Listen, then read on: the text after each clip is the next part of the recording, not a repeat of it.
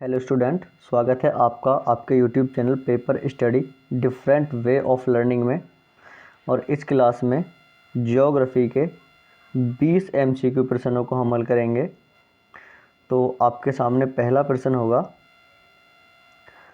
Geocentric अवधारणा किसके द्वारा पेश की गई थी? तो इसका सही आंसर क्या हो जाएगा? टॉलमी। तो टॉलमी ने सबसे पहले जियोसेंट्रिक अवधारणा को पेश किया था। और जियोसेंट्रिक अवधारणा का अर्थ क्या होता है कि जो हमारी पृथ्वी है वो हमारे ब्रह्मांड के केंद्र में स्थित है। इसको क्या बोला जाता है? जियोसेंट्रिक अवधारणा। और ये टॉलमी द्वारा दी गई थी 140 ईस्वी में। ठीक है, तो इसलिए जियो यानी पृथ्वी और सेंट्रिक यानी केंद्र में, तो इसलिए इसको क्या बोला जाएगा? जियोसेंट्रिक अवधारणा। यानी कि ब्रह्मांड के केंद्र में कौन स्थित है? पृथ्वी। ये किसने कहा था? टॉलमी ने। अगला प्रश्न, हेलियोसेंट्रिक अवधारणा किसने पेश की थी? तो हेलियोसेंट्रिक अवधारणा किसने पेश की थी? कोपरनिकस ने। हेलियोसेंट्रिक अवधारणा, हेलियो का मतलब होता है सूर्य। और जब सूर्य को ब्रह्मांड के केंद्र में बताया गया तो इसका मतलब क्या हो जाता है? हेलियोसेंट्रिक अवधारणा। चलिएगा, समझ गए होंगे सब। अगला प्रश्न है, बिग बैंग थ्योरी या महाविस्फोट सिद्धांत निम्नलिखित में से किसके द्वारा प्रतिपादित किया गया था? तो इसका सही उत्तर होगा जॉर्ज लेमेंतेयर। यहाँ टाइपिंग मिस्टेक है तो आप इसको कर लेंगे जॉर्ज लेमेंतेयर। महाविस्फोट सिद्धांत के बारे में समझते हैं। बिग बैंग थ्योरी में कहा गया था कि आज से लगभग 13.7 अरब वर्ष पूर्व सारी की सारी ऊर्जा और द्रव्यमान एक मटर के दाने के बराबर के एकक बिंदु में स्थित थी। एकक बिंदु में स्थित थी, जिसमें इतना ज़्यादा दाब और घनत्व होने के कारण क्या हो गया? विस्फोट हो गया। और लगभग 1 या 2 सेकंड में ही हमारे सामने इतना बड़ा ब्रह्मांड जो है निर्मित हो गया। तो इसे क्या बोला गया है? महाविस्फोट सिद्धांत या बिग बैंग थ्योरी। और इसको किसने दिया है? जॉर्ज लेमेंतेयर ने। बाद में इसे एक रॉस नामक जियोग्राफर ने संशोधित भी किया था। चलिए अगला प्रश्न, प्रकाश वर्ष निम्नलिखित में से किसका मात्रक है? तो प्रकाश वर्ष किसका मात्रक है? समय का या दूरी का? तो इसका सही आंसर होगा दूरी का। अब प्रकाश वर्ष क्या होता है? प्रकाश द्वारा एक वर्ष में चली गई चाल, एक वर्ष में तय की गई दूरी को ही प्रकाश वर्ष बोला जाता है। प्रकाश की चाल कितनी होती है? 3 गुणा 10 की घात 8 मीटर। ठीक है, और ये एक वर्ष में कितना चलेगा? तो ये चलेगा 3 गुणा 10 की घात 8 गुणा 365 गुणा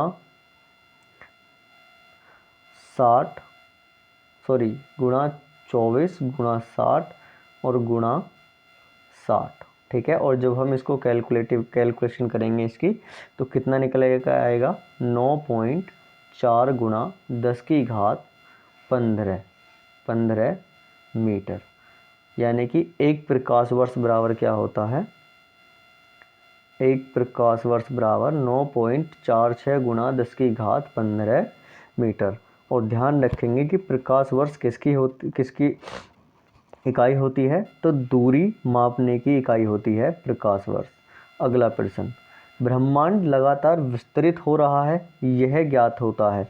तो यह किससे ज्ञात होता है? डॉपलर प्रभाव से, न्यूटन के नियम से, कोपरनिकस के नियम से या केपलर के नियम से? तो ये होता है ज्ञात हमें डॉपलर प्रभाव से। ठीक है, यानी कि डॉपलर प्रभाव का मतलब होता है कि जैसे ही वस्तु दूर जाती है तो उसकी आवृत्ति कम होती चली जाती है। तो ब्रह्मांड जो लगातार है वो विस्तृत हो रहा है, यानी कि जब से ब्रह्मांड का निर्माण हुआ है वो अब तक कैसा हो रहा है, अब तक विस्तृत हो रहा है, यानी कि जब इतना बड़ा होगा अब इतना बड़ा है और आगे इतना बड़ा होगा। ठीक है, जबकि स्टीफन हॉकिंस ने तो कहा भी है कि ब्रह्मांड लगातार विस्तृत होता रहता है और फिर संकुचित होता रहता है, यानी कि एक समय सीमा के बाद क्या होगा, ब्रह्मांड छोटा होता चला जाएगा।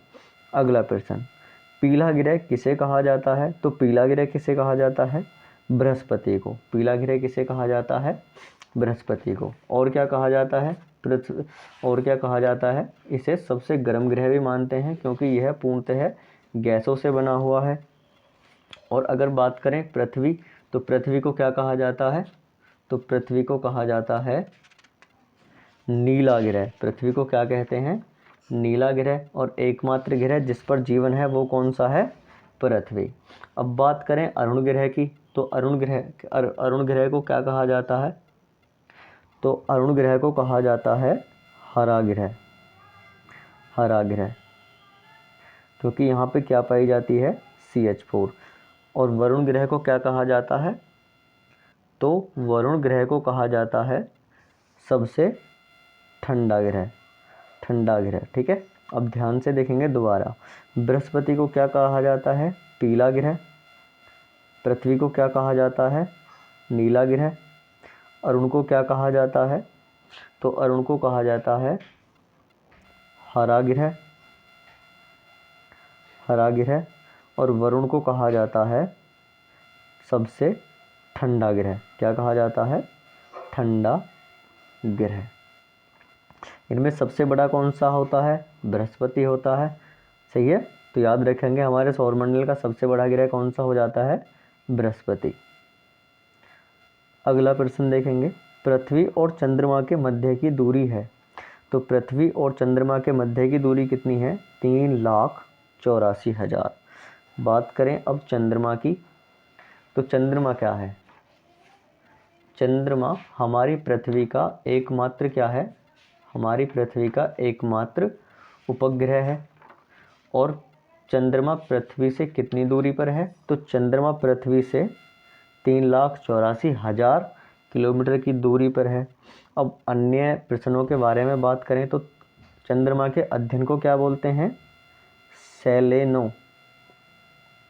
सेलेनो, दोबारा से नोट करेंगे, सेलेनोलॉजी। सेलेनोलॉजी बोलते हैं। इसका सर्वोच्च पर्वत शिखर कौन सा हो जाता है? लिबंटीज पर्वत। लिबंटीज पर्वत हो जाता है। ठीक है, और चंद्रमा पर वायुमंडल नहीं है। वायुमंडल नहीं है। चंद्रमा का गुरुत्वाकर्षण बल यानी जी का मान पृथ्वी के जी के मान का 1/6 होता है। ठीक है, और क्या देखेंगे? और चंद्रमा से संबंधित कई घटनाएं होती हैं, जैसे blue moon, blood moon, blue moon, blood moon और सुपर मून। Super moon. ठीक है, अब ये ब्लू मून कब होता है? जब एक ही महीने में दूसरी पूर्णिमा आ जाए तो क्या हो जाएगा? ब्लड मून हो जाएगा, सॉरी ब्लू मून हो जाएगा। और जब लगातार 4 पूर्ण ग्रह चंद्र ग्रहण हो जाएंगे तो वो क्या हो जाएगा? वो ब्लड मून हो जाएगा। और जब चंद्रमा पृथ्वी के सबसे ज़्यादा निकट होगा तो उसे सुपर मून कहते हैं। चलिएगा अगला प्रश्न देखते हैं, निक्स ओलंपिया पर्वत किस ग्रह पर है? तो इसका सही उत्तर हो जाएगा मंगल ग्रह। तो निक्स ओलंपिया पर्वत किस ग्रह पर है? मंगल ग्रह पर। बात करते हैं मंगल ग्रह की, तो मंगल ग्रह को क्या कहा जाता है? मंगल ग्रह को कहा जाता है लाल ग्रह। अब लाल ग्रह क्यों कहा जाता है? क्योंकि यहाँ पर आयरन ऑक्साइड की मात्रा अधिक पाई जाती है। अब मंगल का अक्षीय झुकाव कितना है? मंगल का अक्षीय झुकाव होता है 25 डिग्री सेंटीमीटर और पृथ्वी का अक्षीय झुकाव कितना होता है? पृथ्वी का अक्षीय झुकाव होता है 23 सही 1/2 डिग्री 2 डिग्री। और वायुमंडल में देखिएगा, जैसे हमारे पृथ्वी के वायुमंडल में क्या पाया जाता है? सबसे अधिक नाइट्रोजन और उसके बाद ऑक्सीजन। तो वैसे ही मंगल के वायुमंडल में क्या पाया जाता है? CO2 और N2 और आर्गन जैसी गैस उपस्थित होती हैं। ठीक है, देखिएगा मंगल के 2 उपग्रह होते हैं जिनमें एक फोबोस होता है और एक डीमोस होता है। अब डीमोस के बारे में सबसे जो अच्छा तथ्य है वो ये है कि डीमोस जो है वो सौर मंडल का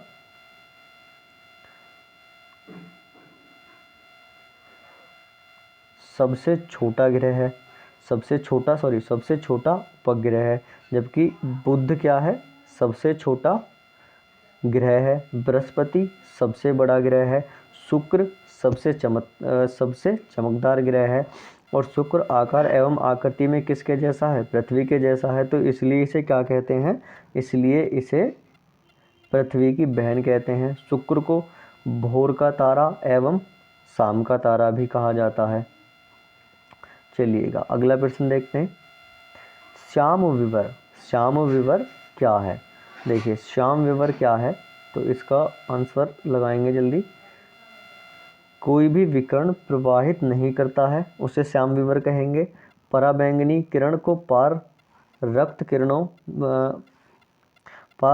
किरणों में बदल देता है, गलत होगा ये। सारे विकिरण जो इसके पास से प्रवाहित होते हैं उनका अवशोषण करता है, तो ये क्या होगा?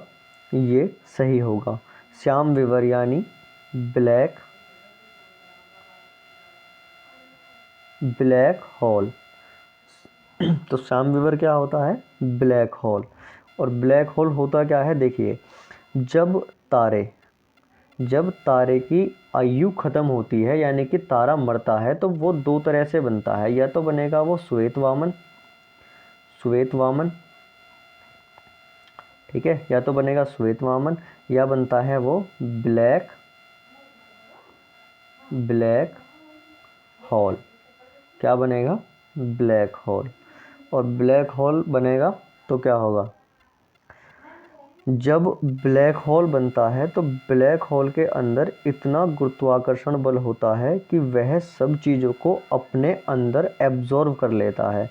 अब चाहे क्या वो प्रकाश की किरण हो, चाहे वो कोई वस्तु हो, चाहे वो कोई बड़ा हवाई जहाज हो, वो क्या करेगा? सबको अपने अंदर एब्जॉर्व कर लेगा। तो इसका सही आंसर क्या हो जाएगा? सौर विकिरण जो इसके पास से प्रवाहित होते हैं उनका अवशोषण कर लेता है। चलिएगा अगला प्रश्न है, किसका मत था कि पृथ्वी सूर्य की परिक्रमा करती है? देखिएगा अब इतिहास की बात आ गई है। तो क्या ये आर्यभट्ट ने कहा था? नहीं, आर्यभट्ट ने नहीं कहा था, ये कहा था वराहमिहिर ने। किसने? वराहमिहिर ने। ठीक है, देखिए आर्यभट्ट की पुस्तकें जो पूछी जाती हैं, एक पंच सिद्धांति का याद रखेंगे, पंच सिद्धांति का साइड में कहीं नोट कर लेना, पंच सिद्धांति का और आर्यभट्टयम। इनके 2 ग्रंथ हैं, पंच सिद्धांति का और आर्यभट्टयम, ये बहुत पूछे जाते हैं। ठीक है, और वराहमिहिर ने ही पहली बार बोला था कि पृथ्वी सूर्य की परिक्रमा करती है, यानी कि अगर ये सूर्य है तो इसके चारों ओर एक दीर्घ वृत्ताकार कक्षा है और उस पर क्या करती है? पृथ्वी परिक्रमा करती है। सही है, पृथ्वी परिक्रमा करती है। और पृथ्वी कैसे परिक्रमा करती है? तो पृथ्वी परिक्रमा कैसे करती है वो आप कमेंट में बताएंगे कि ये पश्चिम से पूर्व की ओर घूमती है या पूर्व से पश्चिम की ओर घूमती है। चलिएगा अगला प्रश्न है, आकाशगंगा के केंद्र की परिक्रमा करने में सूर्य को कितना समय लगता है? तो सूर्य को कितना समय लगता है? पूरे 2.5 करोड़ वर्ष। अब देखिएगा, पहले देखते हैं आकाशगंगा क्या होती है? तो आकाशगंगा अरबों तारों का समूह होता है, अरबों तारों का समूह होता है उसे क्या कहते हैं, आकाशगंगा। हमारे ब्रह्मांड में प्रत्येक कण गतिमान है, तो ऐसे ही जैसे हमारा जो चंद्रमा है, हमारा चंद्रमा वो किसका चक्कर लगाएगा, हमारी पृथ्वी का। और हमारी पृथ्वी किसका चक्कर लगाती है, सूर्य का। और सूर्य किसका चक्कर लगाता है, तो सूर्य चक्कर लगाता है आकाश गंगा का। ठीक है। और आकाश गंगा क्या होती है, तो आकाश गंगा होती है अरबों तारों का समूह है, यानी कि अरबों तारों के समूह को क्या कहते हैं, आकाश गंगा। और हमारी आकाश गंगा जिसमें हमारा सौरमंडल है, उस आकाश गंगा का नाम क्या है, तो उस आकाश गंगा का नाम है मंदाकिनी या मिल्की वे। ठीक है। चलिए अगला प्रश्न देखेंगे। अगला प्रश्न, निम्न में से किस दिन सूर्य और पृथ्वी के बीच सबसे कम दूरी होती है। तो इसका सही आंसर क्या हो जाएगा, इसका सही आंसर, तो इसमें अभी कंफ्यूजन है, ये मैं कमेंट में डालता हूँ। ठीक है, या आप इसका बताएंगे, क्योंकि मुझे लग रहा है कि इसमें ऑप्शन जो है गलत दिया गया है। सही है। चलिएगा अगले प्रश्न को देखते हैं। का व्यास, तो यहाँ पे मिस है कुछ, तो यहाँ पे लिख लेंगे हम पृथ्वी का व्यास। पृथ्वी का व्यास कितना है, क्या पृथ्वी का व्यास 8000 किलोमीटर है, 10,000 है, या 1280 किलोमीटर है। तो मैंने आपको बताया होगा कि पृथ्वी की त्रिज्या कितनी होती है, 6371। सही है, यानी कि 6371। तो पृथ्वी का व्यास कितना हो जाएगा, 6371 को और जोड़ दो, 2 4 7 और 12, तो कितना हो जाएगा, 12,742 किलोमीटर क्या हो जाता है, पृथ्वी का व्यास हो जाता है। सही है। और पृथ्वी के बारे में अगर हम देखें तो पृथ्वी का, चलिए अब थोड़ा पृथ्वी के बारे में पढ़ते हैं। पृथ्वी आकार में पांचवी है, आकार में पांचवी है, सूर्य से दूरी के आकार में तीसरी है। ठीक है, 3वां स्थान रखती है। और इसका जो कक्षीय झुकाव है, कक्षीय झुकाव कितना है, वो है 66 डिग्री 1/3। और इसका जो अक्षांशीय झुकाव है वो कितना है, 23 सही 1/2। अब पृथ्वी अपना एक घूर्णन पूरा करने में कितना समय लगाती है, 23 घंटे 56 मिनट 9 सेकंड। ठीक है, कितना समय लगाती है, 23 घंटे 56 मिनट 9 सेकंड, या लगभग 24 घंटा। ठीक है। तो और सूर्य का चक्कर पूरा करने में कितने दिन लगाती है, तो 365 दिन और 6 घंटे। 365 दिन और 6 घंटे। ठीक है, 365 दिन और 6 घंटे। चलिएगा, और क्या होता है, पृथ्वी पर ऋतुएं परिवर्तित क्यों होती हैं, क्योंकि पृथ्वी अपने अक्षांश पर कितनी झुकी हुई है, तो ये झुकी हुई है अपने अक्षांश पर 23 सही 1/2 डिग्री। ठीक है, तो कितनी झुकी हुई है अपने अक्षांश पर, 23 सही 1/2 डिग्री, जिसके कारण क्या होता है, पृथ्वी पर ऋतुओं का परिवर्तन होता है। पृथ्वी पर दिन रात क्यों होते हैं, तो पृथ्वी के घूर्णन के कारण पृथ्वी पर दिन रात होते हैं। चलिए अगला प्रश्न देखते हैं। वे दो ग्रह जिनके उपग्रह नहीं है। तो इसका सही आंसर क्या हो जाएगा, बुध एवं शुक्र। चलिए उपग्रह क्या होते हैं, तो उपग्रह 2 प्रकार के होते हैं, एक प्राकृतिक और एक कृत्रिम। प्राकृतिक यानी कि जैसे हमारी पृथ्वी का कौन है, चंद्रमा है। देखिए हमारी पृथ्वी के कितने उपग्रह हैं, तो कितने हैं, 1, और वो क्या है, चंद्रमा। अब सबसे ज़्यादा उपग्रह किसके पाए जाते हैं, तो शनि के सबसे ज़्यादा उपग्रह होते हैं, जिनकी संख्या लगभग 82 है, और इसके बाद बृहस्पति के होते हैं।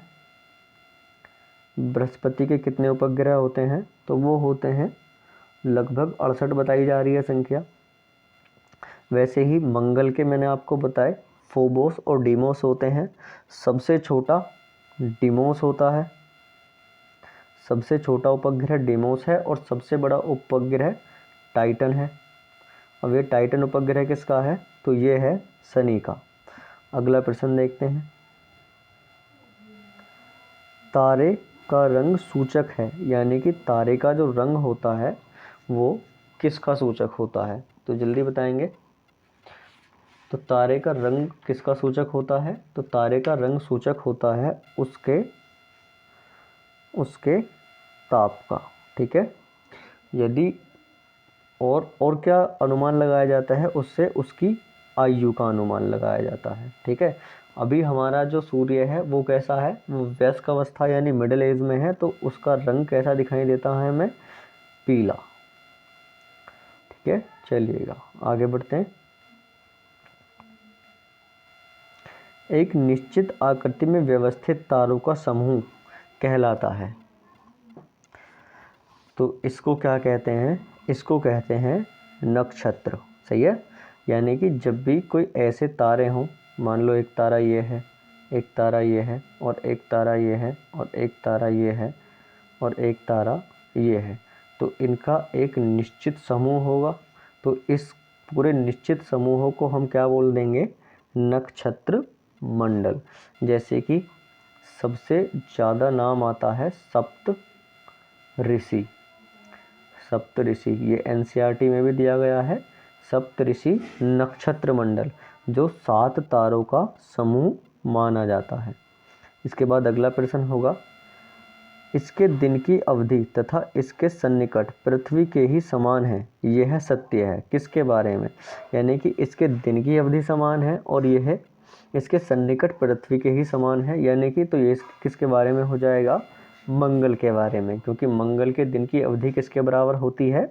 वो पृथ्वी के बराबर होती है। यदि बोला जाए कि पृथ्वी का आकार एवं आकृति किसके समान है, या पृथ्वी के आकार एवं आकृति के समान कौन सा ग्रह है, तो वो कौन सा हो जाता है? शुक्र।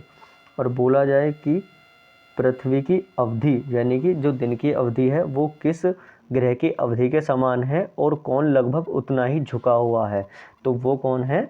मंगल। अब शुक्र को क्या कहते हैं? शुक्र को बोलते हैं सबसे चमकीला ग्रह, भोर का तारा और सांझ का तारा।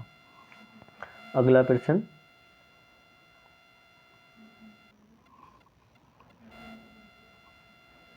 चलिएगा अगला प्रश्न देखेंगे।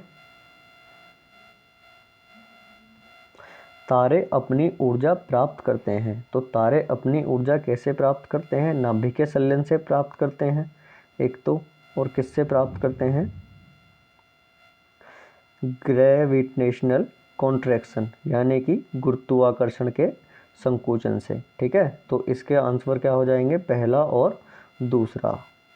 तो इसका आंसर कौन सा हो जाएगा? पहला और दूसरा। यानी कि गुरुत्वाकर्षण के कारण क्या होता है? जो वो होता है सूर्य, वो संकुचित होता रहता है। ठीक है, और जो हीलियम जो हाइड्रोजन होती है, वो हाइड्रोजन यहाँ से उठ के कहाँ चली जाती है? उसके केंद्र में, और केंद्र में किस में बदल जाती है? हीलियम में। ठीक है, केंद्र में किस में बदल जाती है वो? तो वो बदल जाती है हीलियम में। हाइड्रोजन यहाँ पे होगी, यहाँ से कहाँ जाएगी? उसके केंद्र में। क्यों जाएगी? क्योंकि वो क्या होता है? अपने गुरुत्वाकर्षण के कारण संकुचित होता रहता है। अगला प्रश्न, सौर परिवार का सबसे छोटा ग्रह। सबसे छोटा ग्रह कौन सा है सौर परिवार का? तो वो हो जाएगा मरकरी। मरकरी यानी बुध। सबसे छोटा कौन सा हो जाता है? बुध। और सबसे बड़ा कौन सा हो जाता है? बृहस्पति। और हमारी पृथ्वी का आकार के मामले में कौन सा स्थान आता है? 5वां। अगला प्रश्न, अंतरिक्ष में जाने वाला प्रथम यात्री अंतरिक्ष यात्री कौन था? तो इसका सही आंसर हो जाता है यूरी गागरिन। ठीक है, चलिएगा थैंक यू। अगर क्लास अच्छी लगे तो आप इसे लाइक कर सकते हैं, अच्छी ना लगे तो आप इसे डिसलाइक कर सकते हैं। ठीक है, और अगर आप चाहें तो चैनल को सब्सक्राइब भी कर सकते हैं। Thank you for watching.